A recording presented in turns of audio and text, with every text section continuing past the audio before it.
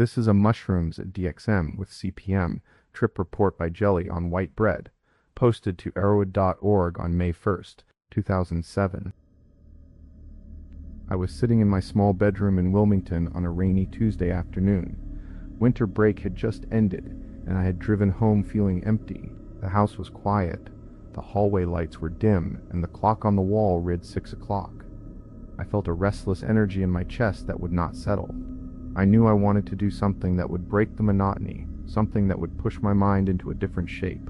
I thought about the last time I had taken mushrooms, about the way the colors had seemed to melt together and the thoughts had spiraled. I also remembered a year ago when I had taken a few Coricidin pills for a cough and felt the strange dissociative buzz of DXM. The idea of combining the two felt like a way to amplify the visual side of the mushrooms while adding a mental lift. I decided that this would be the night I would try it again. I weighed out exactly 2.4 grams of dried psilocybe cubensis. The scale clicked as the powder settled, and the faint, earthy scent rose up from the little pile. I had read that making a tea could reduce the nausea that often accompanies the mushroom onset, so I set a pot of water on the stove. I sliced a few orange wedges because the vitamin C would help the body process the psilocybin, and I also boiled a small amount of the mushroom material in the water for a few minutes. I added a splash of honey to sweeten the bitter taste. While the water boiled, I made a second batch, this time using the microwave to heat the mushroom slurry for a quicker infusion. I let the tea steep for a few minutes, then strained it through a coffee filter into a glass. The liquid was a muted amber, with flecks of brown floating like tiny islands. Before I drank anything, I ate a small meal. I made a bowl of oatmeal, added a spoonful of peanut butter and a few raisins. The food settled my stomach a little and gave me some calories for the long night ahead. I sat at my desk, opened my laptop, and opened a new document where I would write down everything that happened. I wanted to capture the experience in as much detail as possible, because the last time I had done this, I had ended up with 10 single-spaced pages of raw thought. I hoped this time I could make sense of it. At 6:30, I took a sip of the mushroom tea. The taste was earthy and slightly bitter, the honey masking a little of the harshness. I did not feel any immediate change. I stared at the clock and watched the seconds tick. Normally, with this dose, I would start to feel the first tingling within 15 minutes, but nothing was happening. I began to worry that I had ruined the tea in the microwave, that perhaps the heat had broken down the psilocybin. I felt a flicker of panic rise in my chest. I stood up, walked over to the nightstand, and reached for a bottle of Coricidin. The bottle had a bright red label, the brand I had used a year before when I wanted a short, intense DXM trip. I remembered that each tablet contained about 200 milligrams of dextromethorphan and also a small amount of chlorpheniramine maleate, CPM. I had read the warnings about CPM, but I felt that the amount I would take would be safe. I popped 4 tablets into my mouth, feeling the chalky powder dissolve on my tongue. The taste was sweet and medicinal, a sharp contrast to the mushroom tea. At 6:45, I took 2 more tablets, feeling foolish but also determined. I was not feeling anything yet, and the clock showed that only 15 minutes had passed since the first sip of tea. I sat back down, placed the glass of mushroom tea on the desk, and stared at the ceiling. The room felt still, the air thick with the scent of the tea and the faint perfume of the orange I had eaten earlier. At 6:50, I felt a small burp rise up from my stomach. The taste that came out was a mixture of the mushroom tea and the Coricidin, a bitter, metallic flavor that lingered on my tongue. My stomach gave a little gurgle, a sign that something was moving. I noticed that the colors in the room seemed a shade brighter. The white walls had a faint yellow tint, as if the light from the lamp had been filtered through a warm sheet. My concentration felt fuzzy. The words on the screen blurred together and then snapped back into focus. I tried to read the first line of my document, but the letters seemed to wobble. At 7 o'clock, the fuzziness deepened. The walls of my bedroom seemed to breathe very slightly, expanding and contracting in a slow rhythm that matched my own breathing. It was as if the plaster had become a living thing. My thoughts were racing faster than usual, jumping from one idea to the next with a speed that made my mind feel like a hummingbird. I felt an urge to write, an overwhelming need to put the torrent of ideas onto paper. I opened a new page and began to type furiously, my fingers moving across the keyboard with a frantic energy.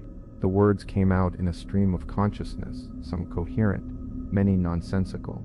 I wrote about my family, about the anxiety that seemed to run through my bloodline, about my uncle who still talked about his acid trips from the 60s.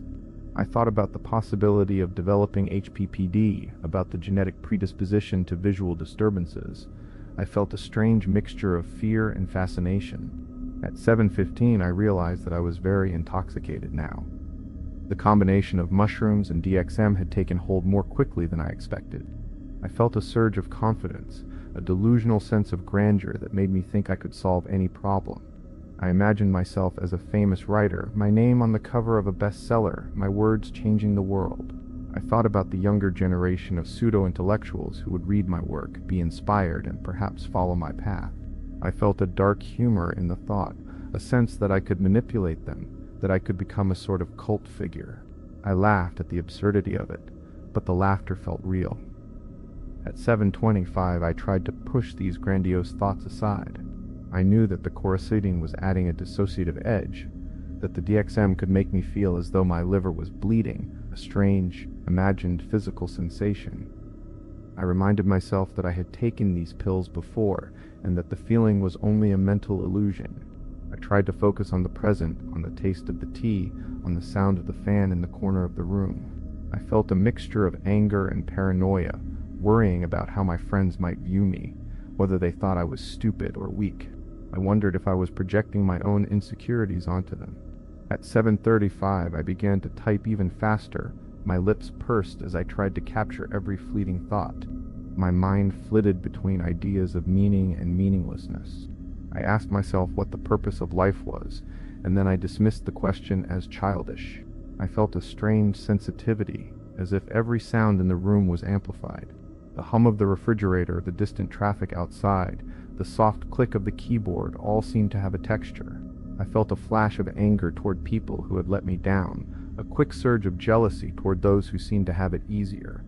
My thoughts spiraled, looping back on themselves, creating a pattern that felt both chaotic and ordered. At 7:45, my vision narrowed slightly, focusing on the computer screen. Small swirls of color danced at the edges of my sight like oil on water. I thought of a title for a novel I had been mulling over for months. I typed the word "saved" in bold letters, then sketched a brief outline. The outline was rough, the characters cynical, the setting bleak. I imagined a world where people were trapped in parasitic relationships, where ideology was used as a weapon. I felt a surge of pride, as if I had just created something profound. I also felt a pang of doubt, knowing that the outline was shallow and would likely be abandoned later. I ate an orange slice to clear the taste of the Coricidin that lingered in my mouth. The citrus burst bright and fresh, cutting through the bitterness. At 8 o'clock, I lay back on my bed, eyes closed, letting the music from my speakers wash over me. The track was Artifact by Soundtribe, a heavy electronic piece with deep bass and layered synths. The bass seemed to echo in my chest, each beat a pulse that matched my own heart. I imagined drum patterns that were more complex than the actual track, hearing intricate fills that did not exist. I stood up, swayed, and started to dance in the small space of my bedroom. I rarely danced, but now my body moved without hesitation. I thought about the friends I had left back home, about a conversation that had ended badly a few weeks earlier. I felt a sudden urge to call them, to apologize, but I also felt a resistance, as if the trip was pulling me in two directions. At 8:15, my emotions swung wildly. At moments, I felt a deep, hollow depression, a feeling of being stuck in a loop of negative thoughts. In the next breath, I felt pure ecstasy, my mind opening like a flower, ideas flowing without obstruction. I continued to write, noting that this entire experience felt like a coping mechanism, a way to avoid facing the real world. I realized that the writing itself was both a release and a trap, that I was using words to hide from the feelings that rose up. At 8:30, I felt a surge of sexual energy, confused and tangled. I could not decide whether I was attracted more to men or to women, a question that had lingered for a long time. The trip made the question feel both urgent and irrelevant. I decided that it did not matter, that I would explore my feelings without judgment. I lay down, locked the bedroom door, and turned on a video at full volume. The images on the screen blended with the visual distortions in my mind, creating a kaleidoscope of color and motion. My body responded, and I felt a release that was both physical and emotional. I felt a lightness in my chest, as if a weight had been lifted. I was still on the edge of the early peak. The room felt alive, the walls breathing, the colors brighter, the thoughts racing. My body was humming with the combined effects of the mushrooms and the DXM. I could feel the chemicals moving through my bloodstream, each pulse a reminder that I was far from ordinary. I was aware of the taste of the orange, the lingering bitterness of the Coricidin, the warmth of the tea that still clung to my throat. I could hear the faint hiss of the refrigerator in the kitchen, a low mechanical whisper that seemed to vibrate through the walls and settle in my ears like a distant choir. The sound blended with the static from the video, creating a low-frequency hum that made the floor feel as though it were moving under my feet. My eyes were drawn to the screen, where bright geometric shapes pulsed in time with the music, each flash a burst of color that seemed to expand and contract as if breathing. My breathing matched the rhythm, shallow at first, then deeper as the chemicals in my blood surged. The peak arrived like a wave that lifted the entire room off the ground. The walls no longer seemed to breathe. They were now alive with patterns that shifted from bright orange to deep violet in a seamless flow. The floor beneath me turned into a liquid surface, rippling with each footstep. I felt a pressure in my chest that was not uncomfortable, but rather a sense of expansion, as if my heart were a balloon inflating slowly. My limbs felt both heavy and weightless at the same time, a paradox that made me laugh out loud without any reason.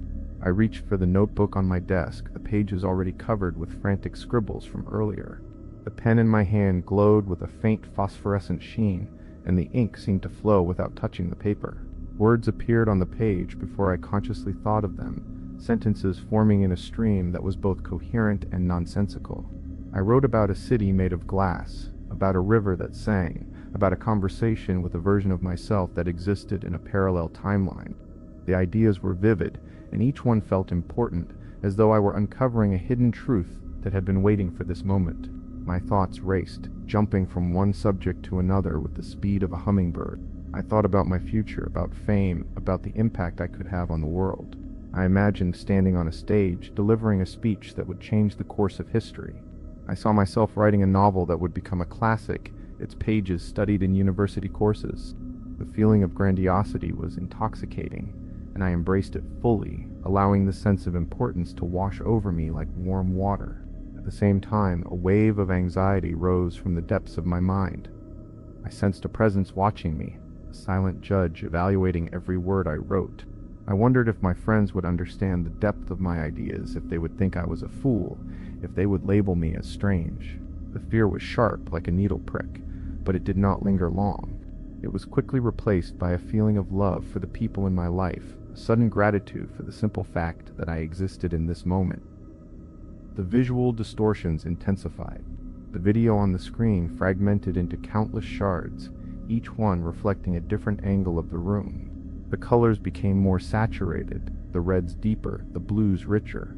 I could see the texture of the air, as though each breath left a visible trail of light. When I exhaled, the trail lingered for a fraction of a second before fading, and I could follow it with my eyes. The sensation made me feel as though I were inside a painting, a living canvas that responded to my movements. My body was humming with a low vibration that I could feel in my fingertips, in my toes, in the muscles of my jaw. The sensation was pleasant, like a gentle massage that never stopped. I pressed my hand against the wall, and the wall seemed to pulse in response, as if it shared the same rhythm. I laughed again, a sound that echoed through the room and seemed to make the walls vibrate in sympathy. The taste of the orange I had eaten earlier resurfaced, bright and citrusy, cutting through the lingering bitterness of the Coricidin. The flavor was amplified, each bite of the memory feeling like a fresh slice. I could feel the warmth of the tea still in my throat, a comforting heat that steadied the rapid thoughts. The combination of flavors created a sensory collage that was both grounding and surreal. The peak began to soften around the 10-minute mark, the edges of the visual flood receding like a tide pulling back from the shore. The walls stopped shifting, settling into a steady, muted hue. The colors on the screen slowed, the geometric shapes becoming more regular, less erratic. My heart rate decreased slightly, the balloon in my chest deflating just enough to feel normal again. I felt a wave of calm wash over me, a gentle surrender to the lingering effects.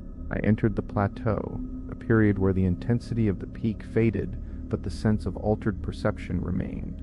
The room was still bright, but the colors were now soft, like pastel shades at sunrise. The hum in my body continued, a low, steady vibration that reminded me that I was still under the influence.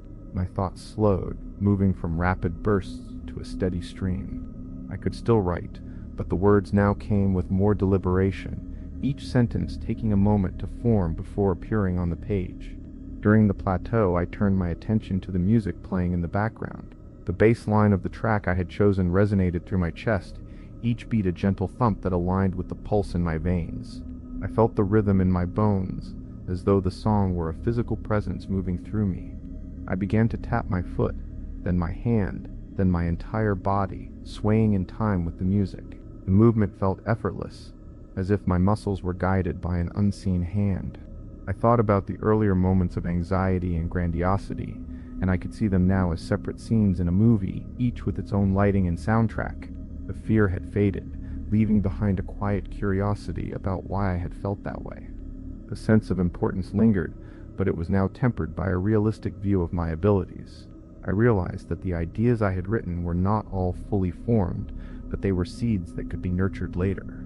The plateau lasted for about 30 minutes, during which I continued to write, to listen to music, and to observe the subtle changes in my perception.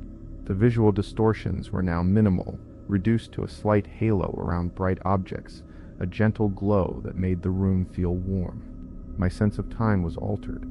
Minutes felt like seconds, but at the same time I was aware of the passing of time in a way I had not been before. I could feel my body slowly returning to a more normal state. As the plateau began to dissolve, the humming in my body faded, and the subtle glow around objects dimmed. The room returned to its usual lighting, the colors of the video becoming ordinary again. My thoughts slowed further, becoming more linear and less fragmented. The sense of urgency that had driven my writing lessened, and I found myself pausing more often, considering each sentence before committing it to paper. The come down started with a gentle heaviness in my limbs, as if I were carrying a light weight that settled into my muscles. My stomach, which had been uneasy earlier, now felt settled, the nausea dissipating completely. I could taste the remnants of the orange and the tea, but they were faint, like an aftertaste. The taste of the Coricidin lingered on the back of my tongue, a bitter reminder of the chemicals that had taken me on this journey. I stood up from my desk and walked to the bathroom, the tiles cool under my bare feet. The mirror reflected a face that seemed both familiar and strange. My eyes were slightly red, my pupils still a bit enlarged, and my skin had a faint sheen. I stared at myself for a moment, noticing the small lines around my mouth that appeared when I smiled. I realized that the experience had left a physical imprint, a subtle change in the way my body felt. I turned on the shower, letting the water cascade over me in a steady stream. The heat of the water was comforting, and I felt the tension in my shoulders melt away.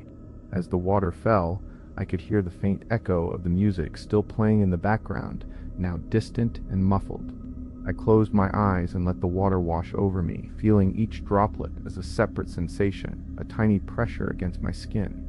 During the shower, I thought about the themes I had written earlier, about the cynical characters in my imagined novel, about the parasitic relationships I had described. I realized that the trip had amplified my awareness of these patterns in my own life. I saw how I often felt exploited by expectations, how I sometimes played a role in my own suffering. The insight was not dramatic, but it was clear, like a window opening to a view that had been fogged. When the water stopped, I stepped out and wrapped a towel around my waist. I felt a slight chill as the bathroom air met my damp skin, but it was pleasant.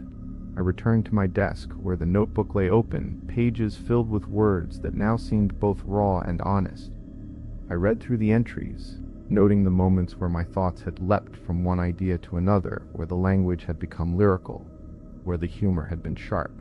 I felt a sense of ownership over the writing, as though I had captured a piece of myself that was usually hidden. I turned off the video, the screen now dark and silent.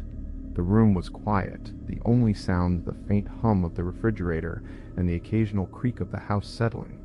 I sat back in my chair, feeling the weight of my body against the cushion, the softness of the fabric against my skin. The physical sensations were now normal. The heightened awareness receded, but a subtle alertness remained, a lightness in my mind that made me feel more present. I decided to call a friend with whom I had left on bad terms earlier in the night. I dialed the number, my fingers slightly trembling, not from the drugs but from the emotional residue of the experience. The conversation began awkwardly, both of us aware that something had shifted. I explained that I had been under the influence, and that my words might have been harsher than intended. My friend listened, and we laughed about the misunderstanding. The call ended with a promise to meet soon, a small step toward repairing the relationship. After the call, I turned on a low-volume playlist of acoustic songs, letting the gentle melodies fill the room.